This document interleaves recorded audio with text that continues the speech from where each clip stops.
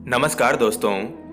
एक सेठ जी थे जो दिन रात अपना काम धंधा बढ़ाने में लगे रहते थे। उन्हें तो बस शहर का सबसे अमीर आदमी बनना था। धीरे धीरे पर आखिर वे नगर के सबसे धनी सेठ बन ही गए। इस सफलता की खुशी में उन्होंने एक शानदार घर बनवाया। गृह प्रवेश के दिन उन्होंने एक बहुत शानदार पार्टी का आयोजन किया। जब सारे मेहमान चले गए तो वे भी अपने कमरे में सोने के लिए चले आए। थकान से चूर जैसे ही बिस्तर पर लेटे, एक आवाज उन्हें सुनाई पड़ी, मैं तुम्हारी आत्मा हूं और अब मैं तुम्हारा शरीर छोड़कर जा रही हूं।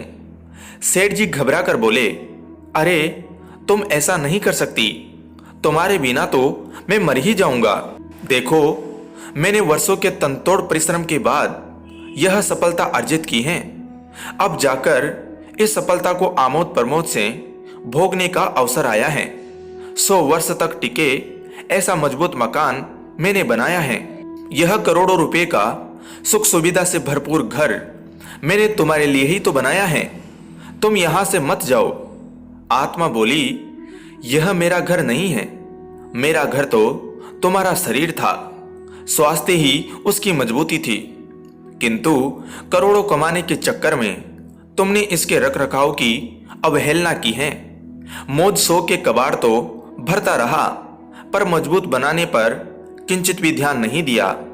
तुम्हारी गैर जिम्मेदारियों ने इस अमूल्य तन का नाश ही कर डाला है। आत्मा ने स्पष्ट करते हुए कहा, अब इसे ब्लड प्रेशर, डायबिटीज, थायराइड, मोटापा, कमर दर्द जैसी बीमारियों ने घेर लिया है। तुम ठीक से चल नहीं पाते, रात को तुम्हें नींद नहीं आती, तुम्हारा दिल भी कमजोर हो चुका है।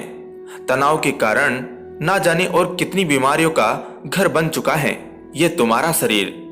अब तुम ही बताओ, क्या तुम किसी ऐसे जर्जरित घर में रहना चाहोगे जिसके चारों ओर कमजोर व असुरक्षित दीवारें हो, जिसका ढांचा चरमरा गया हो, फर्नीचर को दीमक खा रही हो, प्लास्टर और रंग रोगन उठ चुका हो, ढंग से सफाई तक न होती हो, यहां वहां गंदगी पड़ी रहती हो, जिसकी छत टपक रही हो, जिसके खिड़की दरवाजे टूटे हो?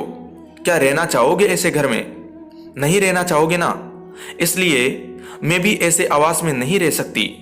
सेठ पश्चाताप मिश्रित भय से कांप उठे। अब तो आत्मा को रोकने का न तो सामर्थ्य और न ही साहस सेठ में बचा था। एक गहरी निश्वास छोड़ते हुए आत्मा सेठ जी के शरीर से निकल पड़ी। सेठ का पार्थिव बंगला पड़ा रहा। दोस्तों, ये कहानी आज अधिकांश लोगों की हकीकत है।